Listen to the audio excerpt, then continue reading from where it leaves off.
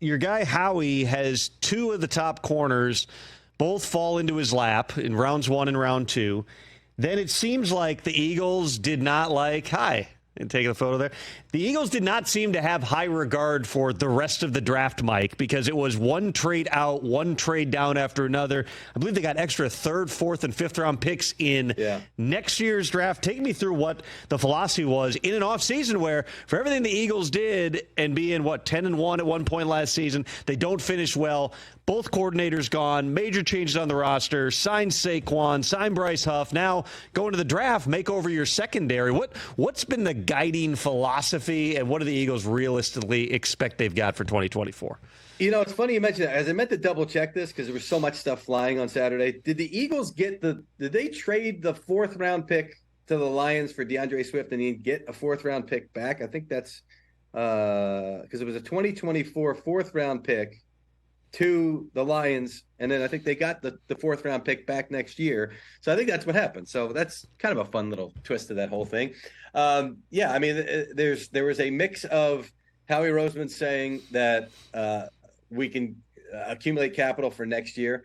He does about he does the best job, I think, of any general manager of addressing now and keeping tomorrow alive as I've ever seen. And I go back to a couple of years ago when they had a rebuilding year and they made the playoffs, right? If I'm not mistaken, that year as they're rebuilding, which was pretty incredible. And they kept stockpiling those 1st round picks. And then they kicked it a year out when Jalen Hurts showed that, okay, he's got a little something, but we're still going to keep that 1st round pick in case we need a quarterback. And they wound up being able to use that capital on other positions of the roster because Hurts kept playing above expectations, I would say. So, I think he did a good job of that, building up for next year.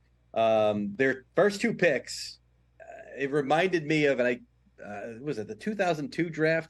They took Lito Shepherd, Sheldon Brown, and Michael Lewis in the first 2 rounds, where they said, we need a secondary reset here. And Troy Vincent and Bobby Taylor were their cornerbacks, and one or both may have still been around at the time.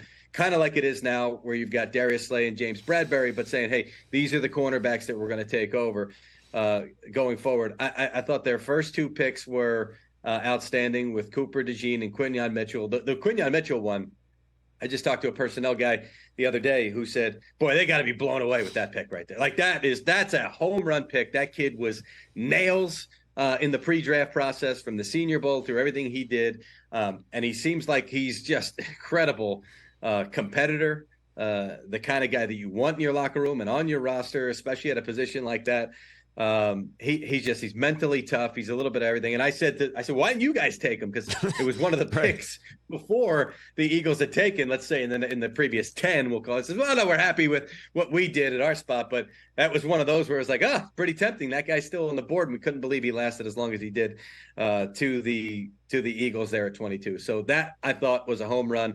That was just who was it? It was one of the people I was working with on the show. Was it Bucky Brooks, or maybe it was Steve Weish leading up, who said, Howie Roseman just poops out 4-leaf clovers from time to time. And I was like, yeah, there it is right there. Mike, I'd love to give credit to whoever gave me that quote. I can't remember who it was. Catch the Rich Eisen Show every single day on the Roku channel, 12 to 3 Eastern, for free.